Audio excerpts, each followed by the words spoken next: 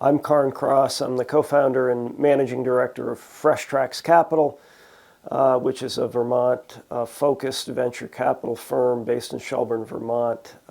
We founded FreshTracks about 23 years ago in order to bring more capital and resources to northern New England.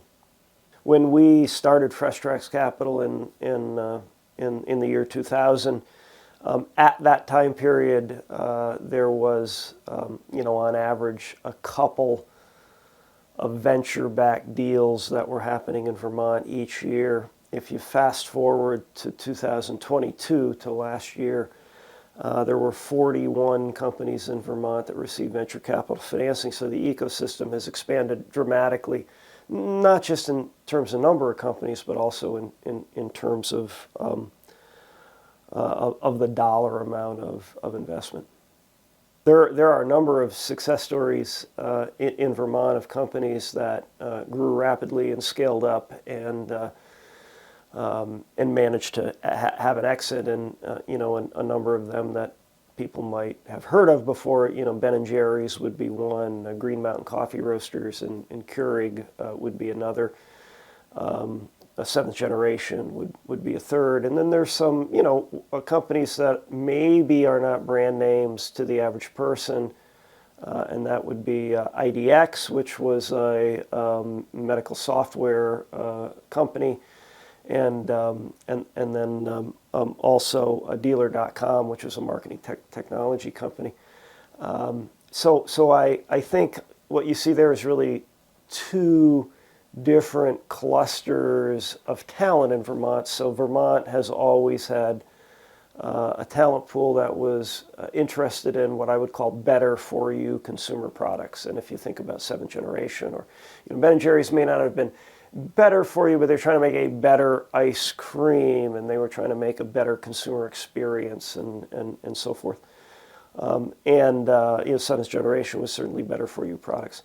On the other end of the spectrum, Vermont has had these tech-focused and technology-oriented companies, and medical technology is certainly one area, and that has a lot to do with the UVM Medical School, the UVM Medical Center, so a place where there's at least a population density of consumers of that type of software: doctors, hospitals, research scientists, etc. I think one of the reasons that you can grow an ecosystem the way the Vermont ecosystem grew is in part because you've got some successful companies that have scaled up and eventually had an exit, creating wealth for employees and founders.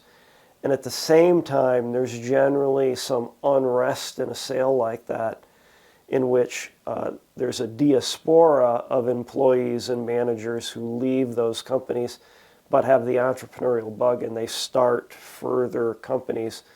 And over time, that creates a cluster of expertise and activity. And the marketing technology diaspora that came out of Dealer.com has started, by last count, 12, 13 additional startup companies in the marketing technology arena. So that's certainly one example. I think another thing you need in an ecosystem that Vermont has had is some sort of a quality of life draw.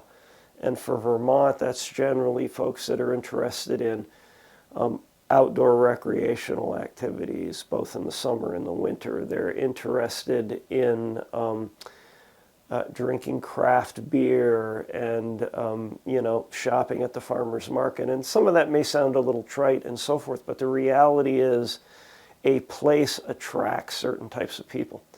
And so it's a very transportable model in that different areas of the country, different areas of New England have different strengths and different qualities.